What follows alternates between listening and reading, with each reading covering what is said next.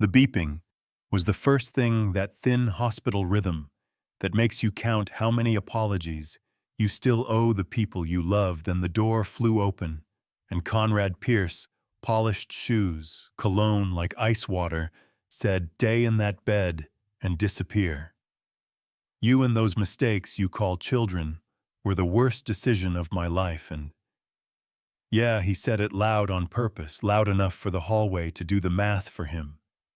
And in that moment, I felt something old in me unlatch, like a safe, not rage exactly, just a switch. I knew I would never turn off again.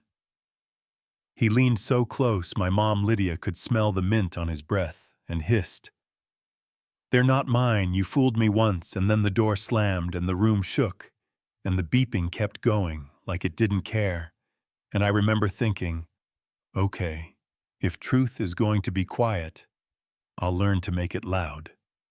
Harbor City does what Harbor City does. It chose a side, then pretended it had always been on that side. The church nudged us to the back row for optics. The grocery store stopped with the small talk. Our neighbors started mowing the lawn twice a week, just so the engine noise could drown out our existence. Even Aunt Ruth showed up with that folded arms posture that says judgment before hello, and told my mom to stop lying. And the worst wasn't the names. Bastard has a way of hanging inside your coat. It was the way Mom hid her plate under a napkin and claimed she already ate, and the way my brother Theo caught her once and learned shame tastes like cold toast crumbs. That night, the three of us huddled in the back bedroom, where a chipped lamp made a halo of dust over our heads, and we said things we didn't yet know were vows. I told them I would learn the rules, all of them, and bury Conrad with his own paperwork. Theo said if he hides a dime, I'll find the dollar it came from, and my sister Lily wiped her face and said, "I'll tell it every lie, every hand that helped him. I'll put our story where he can't buy silence." In front of everyone, and we blew out the lamp, and somehow the room felt brighter. Time didn't fix a thing. Time handed us a toolbox and walked away. I studied law until statutes started talking back. I learned to read contracts, like music. Theo fell in love with numbers and followed them into places most folks don't know exist. Shells on sunny islands, trusts with wholesome names and ugly insides. And Lily wrote a zoning story at 19 that made a commissioner forget how microphones work. We rented a small place near the water with pipes that banged like pots and gulls that sounded like laughter. With a cigarette habit, we cooked soup, we argued about nothing. We built a life you can't admire on Instagram, but you can survive in, you know what I mean. Then life looped back. Mom went down in our kitchen spoon skittering across tile, and the doctor in that careful tone said her condition could have been managed years ago, but authorizations were delayed or denied, and he added the word coordinated, which is either a wrecking ball or a key depending on which hand it lands in, and we looked at each other and understood the past wasn't done with us. We cleared the kitchen table like it was a war map, authorization, refused stamped next to calendar squares where chemotherapy should have lived. Emails with apologies that smelled like perfume and signatures that never arrived. Wire transfers that lined up with every month. Mom's care got postponed. Theo tapped a page and said, "Cayman to Belize to a Northside trust." He's not only hiding assets, he's laundering them through Voss Ashford Holdings, Sloane's family company.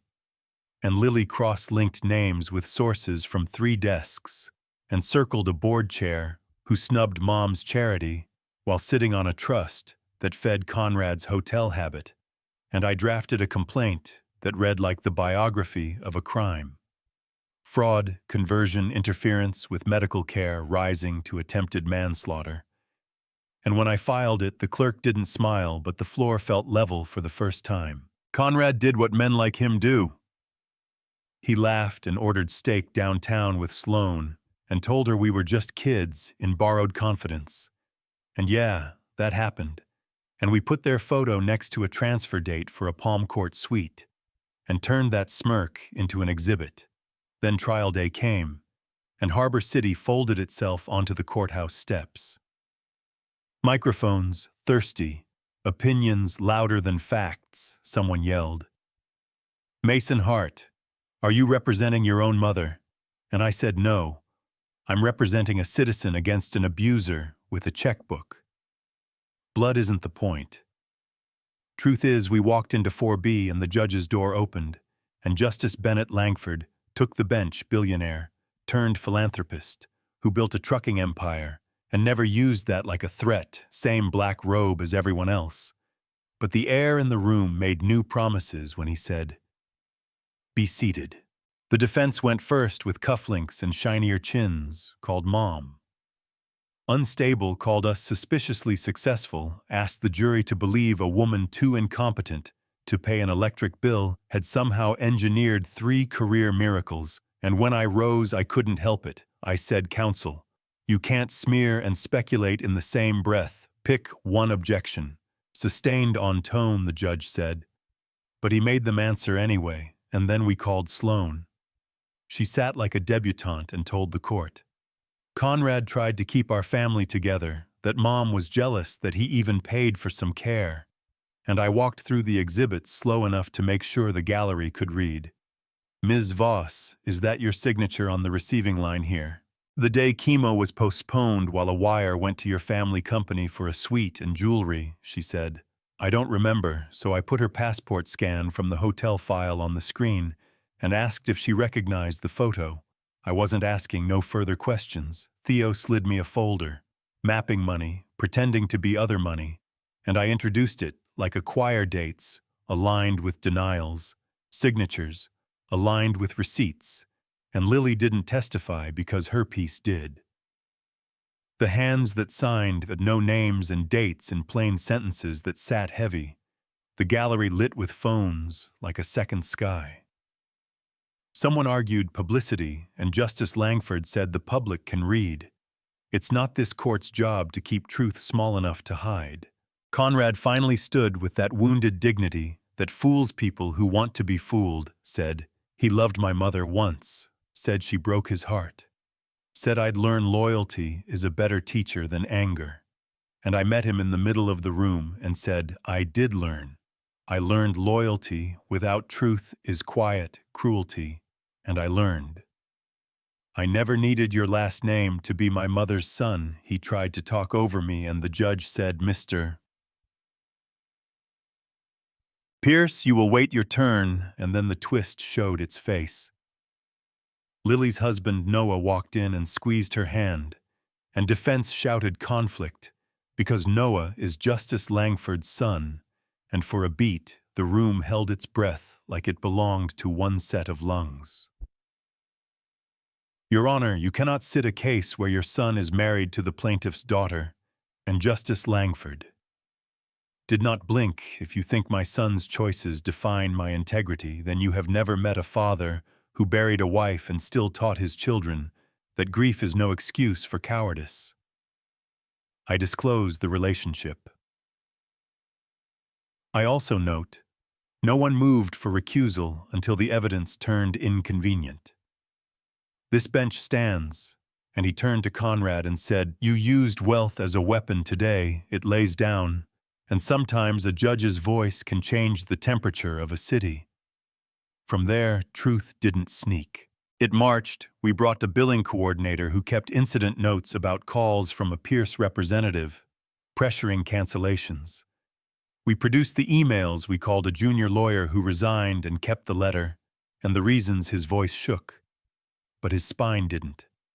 And I closed with Mom's voice because law without heartbeat is furniture. Lydia never asked you to repaint the past. She asked for accountability in the present. Look at the pattern. Denials, transfers, delays, bruises on her bank account and her spirit. Call us ambitious or lucky if you need a label, but you can't call that pattern an accident. And when the verdict came, it wasn't fireworks. It was weather finally breaking on fraud and conversion. Liable on interference with medical care rising to endangerment. Liable restitution and a custodial sentence assets routed through named entities to be returned under a special master. And the gavel hit once, and people gasped and some cried. And Conrad did something rare for him. He recognized consequence. We didn't party, we made soup, we sat in the kitchen where Mom fell, and we ate with our elbows on the table because home has one set of rules and comfort has another. Mom folded the orders like laundry and said, "I don't want their sorry. I want my life back, and no paper can do that." But mornings started without fear, mail nights, without listening for knocks, Lily wrote, after the gavel, and refused to spare anyone, not even us. Theo began volunteering to translate medical bills for families who don't speak hospital. And I took a case for a man who hurt someone drunk and wanted to call it an accident, and told him, "I don't pick saints, I pick moments where truth can change more than a headline."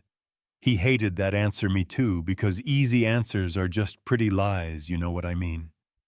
People wanted a bow. We got better. Some said we were too harsh. Some said too soft. Some said wealth shouldn't matter in a courtroom. They're right, and it still does. Some said Lily shouldn't have married the judge's son because it looks bad. And here's the part that starts fights. Appearances matter, but not more than the exhibits. If you think the marriage made the verdict, you didn't read the documents. If you think the verdict made the marriage, you didn't see them hold hands when there wasn't a camera in sight. And now I'm asking you to write the rest with me. Tell me below where you stand on mercy and timing on power. Dressing up as character on towns that decide stories before facts arrive on whether a scar that matches yours makes you trust a judge. More or less drop your city, drop the time you were told to sit down, and you stood anyway. And if you think truth doesn't need a pretty stage to roar, just stubborn people willing to carry it across the floor, then hit subscribe, share this with the one person who needs a courtroom without a bench today, and tell me what justice looks like where you live.